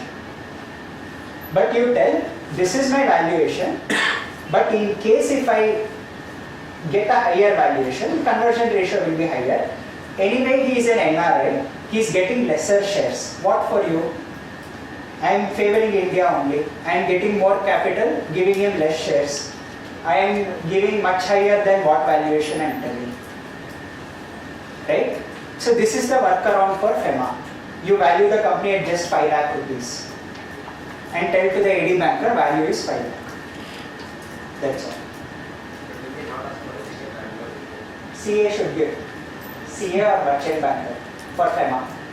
Companies are registered earlier. No, book value you can give. That's all. It may be just 5 lakh. After all the money burn that has happened, it may just be 5 lakh book value. Okay, now you guys are angels. Do you guys need any other investor protection? Do you need any governance rights? I think being able to get the MIS on the Yes, information rights. Yes, quarterly reports. Yes, should sir. not be decision making. Decision making too early. You should not be involved in any other business or employment. Okay, done. Nominee director? No, No. nominee director not. I will not give director. No dilution. Huh? No dilution, further dilution. Not at all possible. I will be raising funds, you will get diluted.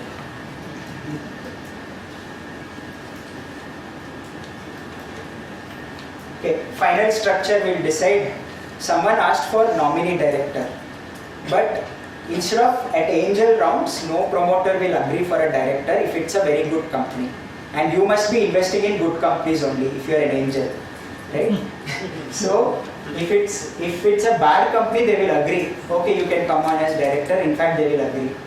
If it's a good company, you can ask for observer rights. That is, you can be in the board meeting. You are supposed to receive notice of board meeting. You can attend board meeting. You can listen to what is happening. If they give you opportunity to speak, you can speak. Otherwise, we have to keep mum. Right? Observer rights, information rights, and same old things. Right of first refusal. See, this Y Combinator. I was reading some post on Y Combinator. Why in India, right of first refusal is there in Companies Act only. We don't have to separately build it into structures, SHS.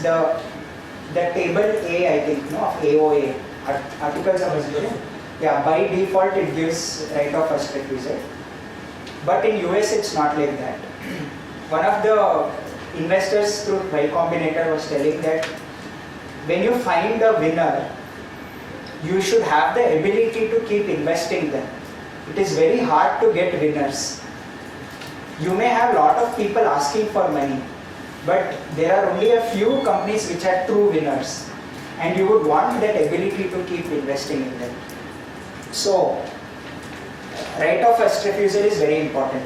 Liquidation preference, you need to be paid first, fine. But will you be one notch above the friends and family, or will you be equal to friends and family? That is the question. What do you guys want? One notch above? Why you want one notch above? They came in earlier. They are bearing more risk. Why you want one notch above? I might keep adjusting. They are also external. So, usually in Indian context, everyone is going for pari passu. Pari passu is equal thing, but if you have invested more money than the previous investor, your preference is to the extent of money you have invested. That is, if you have invested 1 crore, friends and family have invested 25 lakh, in a proportionate way the money will be split. But you will not get 1 crore full first, and then in remaining money they will not get 25. So pari passu right generally. Should the angel be allowed to consolidate other friends and family by providing exits? You as a promoter, think of yourself as a promoter now. Should you allow that angel person to come and consolidate everyone and exit them? Why not? Huh? No, some person. No, don't worry about them. Should you introduce them? Should this person be allowed to consolidate and take all the shares? From friends and family. Friends and family. I mean, they want to exit. No. It's better to introduce. No, Do you have any implication as a founder? They will control. How much they will control? To the entire Okay, that is about 10%, no? 25 lakhs, about 10%. Now with new investment coming, that will also get diluted. 10% may just become 6%. So what control, what are we worried about? At what level of control are we worried? Future rounds again will start. He will also get diluted. He will also anyway get diluted. I mean, if he has so much money, I am happy to have it as the capital. I mean, see, if he's taking control, the one thing we as promoters we need to see is this person capable of replacing me as a promoter? Can this person bring instability? Right? If he is capable of replacing me, then it is a threat. Okay. If this person is not capable of replacing me, he is just having confidence in me. He can invest how much ever he wants. I don't care. Sometimes it is beyond his risk parameter. I don't care. Right? Perhaps they may not even be interested in replacing. Yeah. Correct. Just be an investor. Yeah, just be an investor. And more than anything, just in case, in friends and family round, if you had gotten bad investors who are pestering you, it's a very good time to exit. Yeah? Without you having to spend any money. So what good angels do? Safe or safe note it is called in the US. Here it is CCPS. We talked about low cap and high upside, right? We capped the valuation at 10 crore but high upside. Information rights, board observer rights. These things you can take as angels. What the startup should do? See, startup also, no? Friends and family and angels. When friends and family, chalega, they will agree whatever you say. But with regard to angels, instead of trying to negotiate with them, because sometimes angels also don't understand what is required to run a startup. Instead of getting into negotiation battle of valuation with them, better to keep the round unpriced.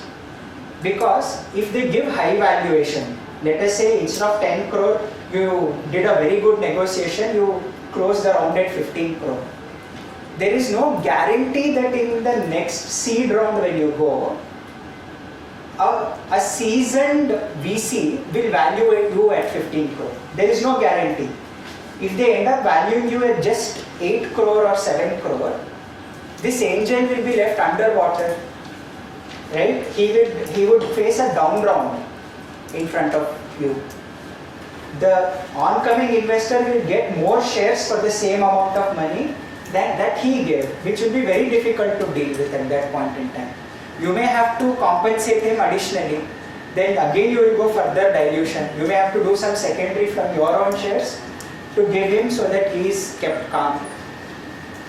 But how many, in the real world scenario, how many such like unpriced rounds happen? Generally this is the practice. This is the practice. At the angel stage. At the angel stage. Use opinions on valuation to build valuation caps. Like you should have one general direction in which, so I gave you this example. If you enter at 10 crore,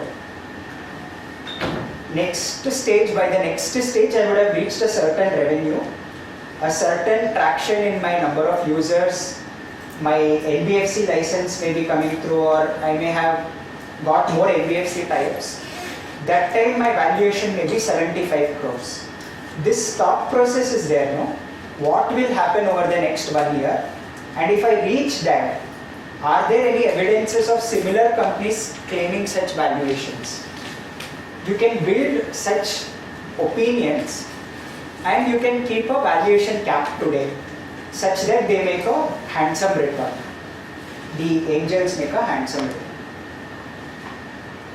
After angel round, so 2 rounds have happened, FNF and angel. Promoter group should hold at least 80%. That is a good practice. After 2 rounds of before you touch a VC, because VCs can get predatory, so you should hold at least 80% or more. But less than 80% is a difficult cap table as a promoter. Allow for consolidation if possible. As I told you, if one person wants to consolidate multiple people on the cap table, allow him to do it.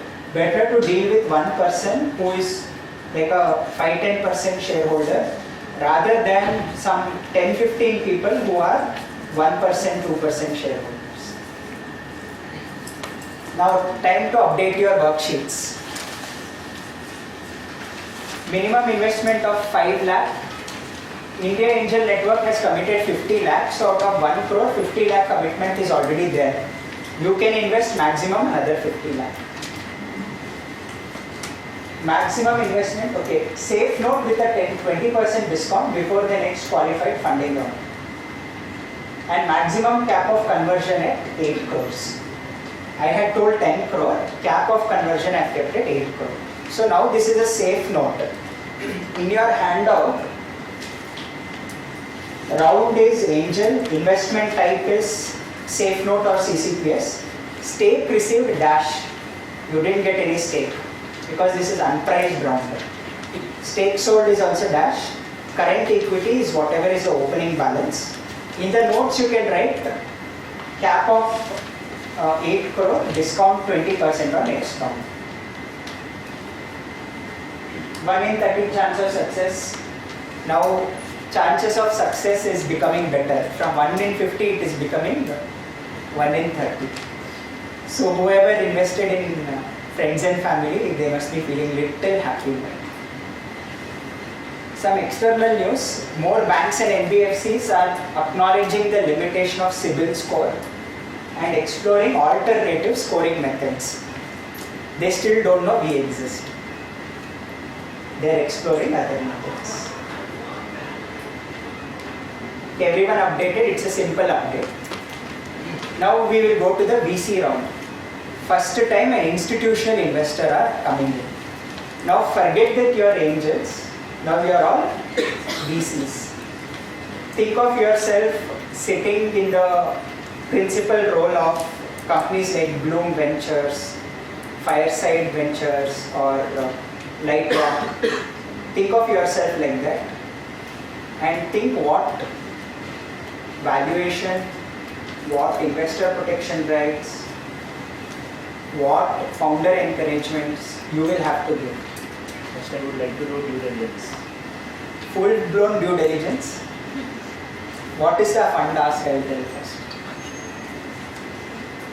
I am asking 5 crore for 25 crore. So would you like to do full-blown due diligence? Financial and tax at least.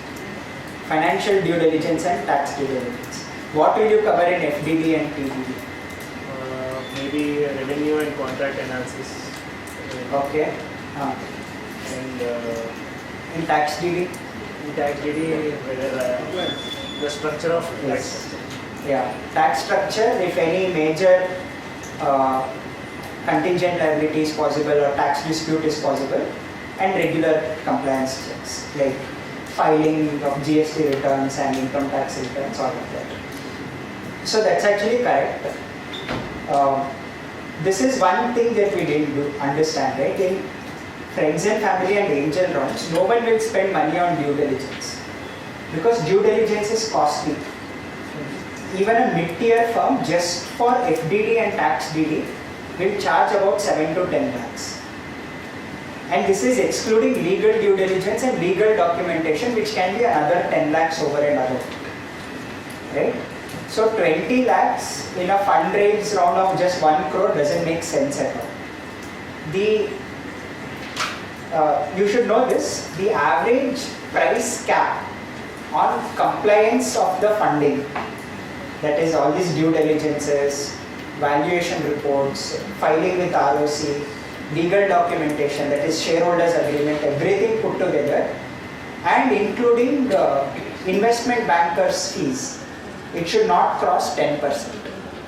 Total is 10%, generally 5% is allocated for compliance and 5% is allocated for investment banker. But total should not cross about 10%. If it crosses 10%, it doesn't make sense. Because at least 90% money you will need for the operations. Right? So now with 5 crore fundraise, we will have about 50 lakhs to do the diligences and all. But in that 25 lakhs will go for investment banker. He is the one who would have got the investor. Remaining 25 lakhs is there. You cannot have a big four come and do due diligence, which will take months together. You cannot even have some boutique firm do it. You will have to have a mid to low tier CA firm come and do the due diligence. Investors should also agree that they can't go much beyond that and there are risks associated with it. You can only do financial due diligence and tax due diligence. FDD, as participant told, it is mainly related to revenue and contracts. You have to check. Promoter is telling something. Financials is showing something. First of all, what financials are showing, is it correct or not? What happens is, then you may ask a question, audit report will be there. Why can't they rely on audit report? Why they have to get FDD done? Simple, audit report is aimed at ensuring true and fair view. Correct? True and fair view is what is required. And auditors can take shelter under the fact that they are only a watchdog, they are not hound dogs. We cannot go full deep and check whether everything is right or not. Test check. Yeah, test check basis. And this is what our fraternity also wants. We will have some 100 clients. How can we go depth to the last pi in verifying and checking for every client? It is impossible. That is why we have something called as a concept of audit risk. Correct? Audit risk is a concept. But in due diligence, it is absolutes. If in due diligence you have not found out a particular issue and reported to the investor, it is on you. It is completely on you. In audit cases, only if some fraud has happened, auditor is taken into charge, mostly. But in due diligence, it's not about fraud. Not necessarily only about fraud. Promoter may think this is the way accounting is done. Right? It may be wrong. It is up to the due diligence expert to identify that this is wrong and report it back to investors saying that all these numbers that you are looking at, they are not exactly correct. They are off by this. Second, in FDD what happens is, I have kept telling you I will achieve a revenue of 100 crore, achieve some 1 million customers and all. In FDD, you will do a check whether this is a possibility or not. With the facts that are there today, do they have a product which is ready to get so many consumers? Yeah, what and all problems are there, hurdles are there. All of these things you check in FDD. You do one basic market check. The pipeline.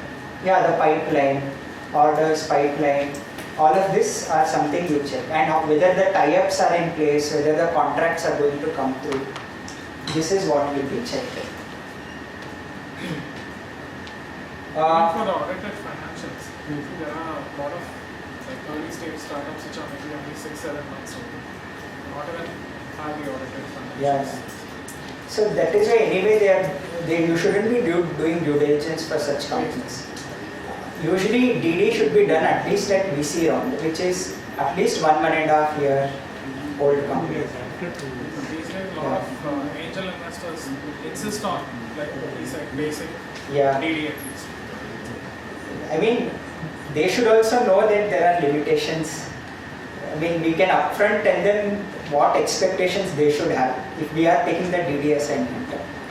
Their expectation should be clear. We are only doing 6 months checking. 6 months may nothing would have happened, or even if something would have happened, it is not material enough for you to stop investing. You are only checking for integrity of founders here. Generally, judge of integrity is you as an investor, not me as a diligence expert. But still you want to pay me fees, I will do something and do. That investor expectation should be set. Otherwise, we should not accept such engagements. I think mostly they look for things like are you registered with UPI? Some basic stuff. Very basic. Yeah. That expectation should be set. Basic checks only. Where are you domiciled? Like now you see a lot of companies based in Singapore shifting over to. Correct. Yeah. So Singapore, like US based companies coming, or sometimes this reverse merger also happens. They would be India later in Singapore and then again come back to India. All of these are there. So because we are short on time, let us just do one quick exercise. Let us update our worksheets, and at the end of this round we will see whether we are profitable or not. Okay. Now the current task is 5 crore fundraise at a pre-money valuation of 25 crore. Peak XV has come forward and committed 4 crore. This is something I feel both angels and friends and family were not expecting. Creation of ESOP pool. ESOP pool of 10% need to be created. So if you create ESOP pool of 10%, immediately all your holdings will be diluted by 10%. Even if you are a CCPS safe note holder, unless you insisted on this clause of ESOP pool creation, if you have not insisted on this clause, after conversion you will be subjected to dilution. What is this creative generative? Very simple, ESOP pool should come at the cost of the dilution of the promoter, not of the investor. ESOP anyway in the future you will have to give. But investor will say, see boss, I want 10%. Later on, don't tell me you want to create ESOP pool, don't dilute me to 9%. I want 10%, if you want you create ESOP pool right away. That is the thought process. So angel round will now get converted. What is the valuation now? 25 crore. What was the cap? 8 crore. Discount? 20%. So 25 into 20% is 5 crore. 20 crore. But cap was 8 crore. So you convert at 8 crore. So if you happen to invest in angel round, your upside is quite high today. And as friends and family also. So now let us quickly look at the dilution. I couldn't complete the exercise. Maybe Manjunath sir, if everyone liked the session, we can have a full-fledged session one day where we can do a full exercise. So angel round investors are converting and are allocated 6.25% of the company. So this I did the math, right? 8 crore valuation, they are getting converted, they will get 6.25% of the company before VC round and ESOP pool. VC will come in now at 5 divided by 30. 5 crore divided by 30 they will come. So before that.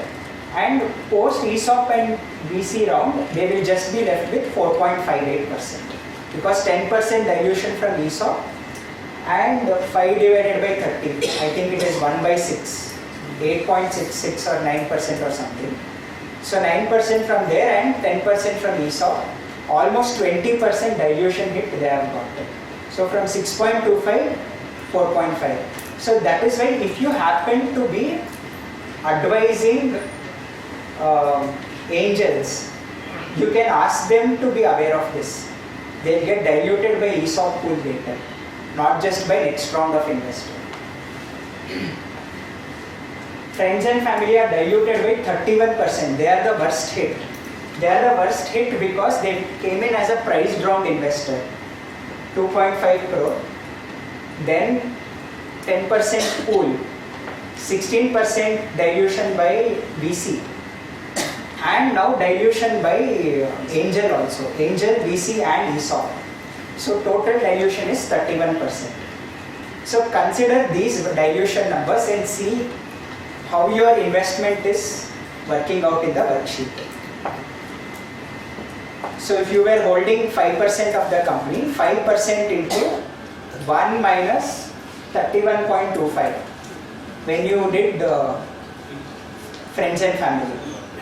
When you did angel, you can consider 16.67 plus 10%, only 2 rounds, 26.67% diluted by whatever you got after converting in the angel round.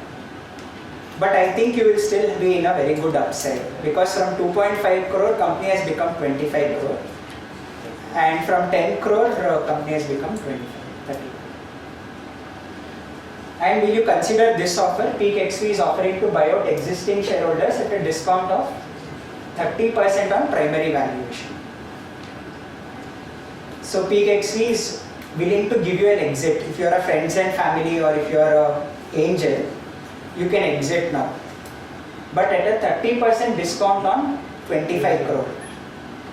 They will not give you 25 crore valuation because you don't want the risk. You want to exit now. So they will say 30% discount on 25.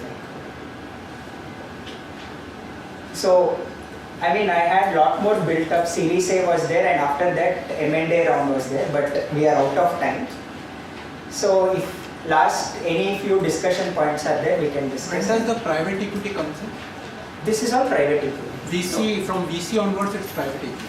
All of it is private equity. Right from, if you are talking about a PE fund. Yeah, PE fund. So in India, the VC fund and PE fund are sort of mixed up. But generally there are very few PE funds in India and they come at pre-IPO stage, about 4-5 years before IPO. That is where PE is. What are the remaining slides? Can you just run? Okay. So Series A, what would be precursor for Series A funding? I'll take you through the debrief. This actually had a very interesting thing called as reverse vesting, where if promoter is feeling low, demotivated, because he is getting diluted quite a bit, you can allocate him some shares upfront and tell him if you achieve certain milestones, you can keep the shares. But if you don't achieve the milestones, you sell the shares back to him. Share warrant. Yeah, no, reverse vesting. You directly give the share first. Not share warrant. You give the share, he becomes shareholder, he'll get more shares, more voting rights. But if he doesn't perform, you take back the shares. It can be done through ESOP. It can be done through ESOP, but voting right will not be. You directly give up share, it gives more voting right. I mean, it's for psychological purpose. But ESOP in India for promoter is not approved, unless you are a DPI 80 registered stock. So better option to discuss going line by line. You cannot get a full detail. Yeah.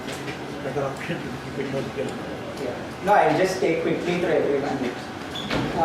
Good VCs are important. Right people on the cap table, that is across all the funding rounds. Facilitate exit for early stage investors. This is very, very important for promoter. If people are joined from friends and family and joined from angels, try to give them exit, because if you give them profitable exit, it creates a good track record for your shareholders. So in the future, other investors will have more confidence to come to the cap table. So worksheet updates was there. So some bad news was there. RBI has revoked 4 NBFC licenses. Crackdown on NBFCs who are lending without borrowing profile. So will you still invest as a VC? All these were there. And then finally we had to take decision between strategic investor.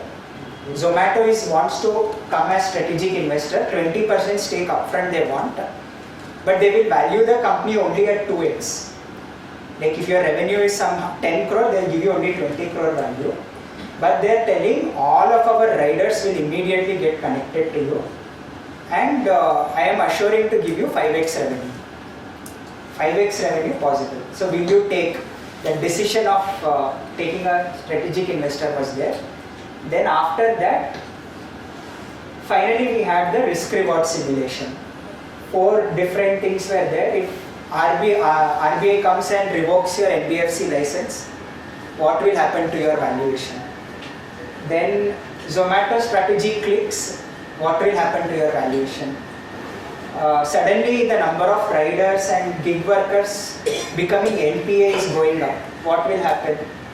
Then company gets NBFC license approval, what will happen? So these scenarios we had to discuss, and that is all we had. So maybe one day we can do it.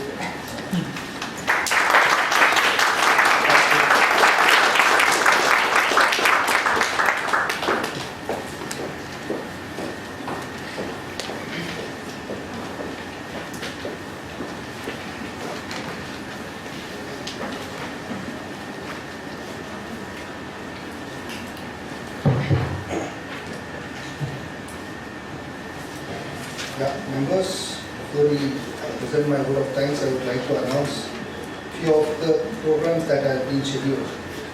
These are all study circle meetings again on the Wednesdays. On 30th, we have a study circle meeting on ITC Simplified. On 7th, 8th May, we have general information technology contracts controls. On 14th, we have growth and global capability centers, partially for CA's specific focus on indirect taxes. On 21st May, we have recent judicial developments, focus on 68 and 69B section taken by Siddhesh Gati. And on 28th May, we have maximizing productivity, advanced time management and organization strategies for chartered accountants. Yeah. Please keep your eye on the website and do register yourself as well as the friends. So now it's time for me to give the vote of thanks. Sir, it was really fantastic show from you, your side. I think so everyone is more interested in sitting, but however time is not allowing us to sit. Yeah. So thank you once again. May I call upon the chairman to please present a momentum to the speaker.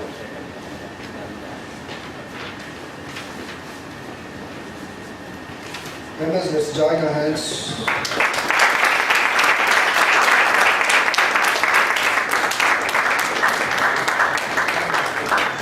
Yes. Once again, thank you members. Without your presence, this would not be a successful program yet again. So we thank you one and all. Have a good night. Thank you.